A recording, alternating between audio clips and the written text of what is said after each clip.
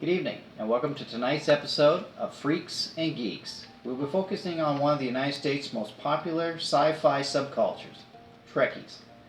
To make both the camera crew and the individuals being interviewed more comfortable, we've created an environment in which she will be questioned by a computer-generated vocalizer.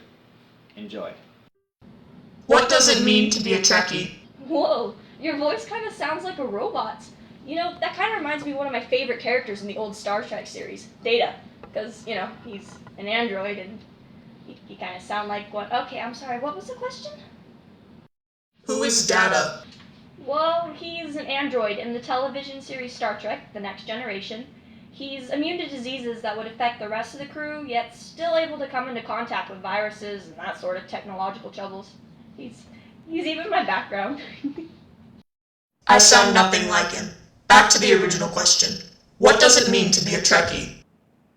Well, by technical definition, Trekkies are considered to be fans of the U.S. science fiction television program Star Trek, obviously. Although a lot of the time you'll also hear people referring to fans as Trekkers. What is the difference between a Trekker and a Trekkie? I really hate that question. It's so degrading. Okay, let me put it to you in terms of an article I read a while back from Science Fiction Corner. A Trekker wears a Starfleet uniform to a convention because it's fun, and a Trekkie wears a uniform to a convention because they heard that it's in style at the Academy. A Trekker has a Starfleet Academy window sticker on his car, while a Trekkie is cramming for the entrance exams into the Academy. A Trekker thinks that it's a shame that the show is coming to an end, and a Trekkie thinks that it's a shame that the crew is being reassigned and the Enterprise is being decommissioned. A Trekker knows that there's gaping holes in the technology, but ignores them and enjoys the show anyways. And a Trekkie can't wait for the price to come down on those home food replicator units. So, I guess the best way to put it is Trekkies think that they're part of the show, while Trekkers are just fans. But it's really all just a stupid stereotype. When did Trekkies come into existence? Well, I'd say in the year 1966. That's when the original series first premiered, and once it came out, the fan base just blew up. How many series has there been? Well, there was Star Trek, the original series, is what kicked off the franchise. Then, when it went off air, came an animated series just for a short while.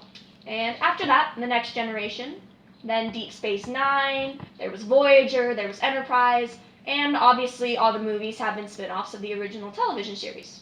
Not to mention the comic book series that came out only, a year after the first series came on air? What is your opinion of the Star Trek films?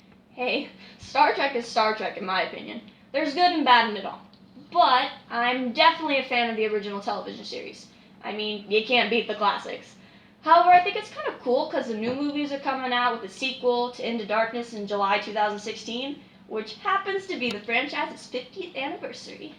Why do you Trekkies have such an admiration for Star Trek? Because Star Trek has it all. Stories of exploration, discovery, adventure, and friendship that promotes a peace-loving society where technology and diversity are valued rather than feared, and citizens work together for the greater good.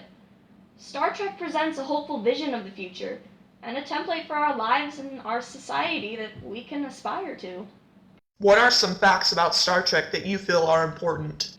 Well, the characters in Star Trek belong to the United Federation of Planets, which is designed to keep peace among the universe, and Starfleet is like the Federation's branch of military. The Enterprise is a starship belonging to the Federation, and is the ship most commonly used in Star Trek. A phaser is their most popular weapon used, and transporters gave birth to the famous saying, "Beam me up, Scotty!" And warp speed is a big concept of the series, since it was what allows the Federation to explore space. What should all Trekkies know? Sorry, couldn't see. Well, they should have a wide array of knowledge about Star Trek, in general. However, I think they should all know Kirk's opening monologue from the original series. What is Kirk's opening monologue? Oh, I got this. Space. The final frontier. These are the voyages of the Starship Enterprise. Its 5-year mission, to explore strange new worlds, to seek out new life and new civilizations, to boldly go where no man has gone before. Provide a list of some popular characters. Alright, the most common ones that people generally recognize would be obviously Captain James T. Kirk, Spock, Leonard McCoy, Montgomery Scott, who everyone calls him Scotty, Worf, and Christopher Pike. I only say that they're most common because at the conventions, like Comic-Con, that's the characters you'll see the most. Everyone wants to be a Vulcan. Describe the Star Trek conventions. Well, every true fan goes to the official Star Trek convention that's held in Las Vegas. It's entirely dedicated to just the franchise. It's like any other convention, guest speakers, costume contests, fan fun, and just a bunch of people coming together to celebrate their common interests. Have you ever attended a convention? Really? I did not make this shirt for nothing. Of course I've gone to a convention. The most recent one was August 6, 2015. It lasted 3 days and was, as always, an amazing experience. What does Star Trek mean to you?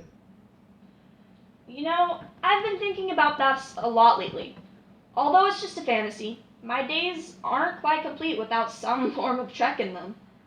I don't know about other fans, but Trek has taught me so much, and even taught me to be curious of the world around us. Something I never used to be.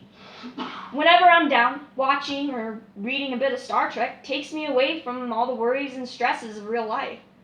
It's so expansive, ensuring I never get bored. And I honestly can't imagine not being a Trekkie.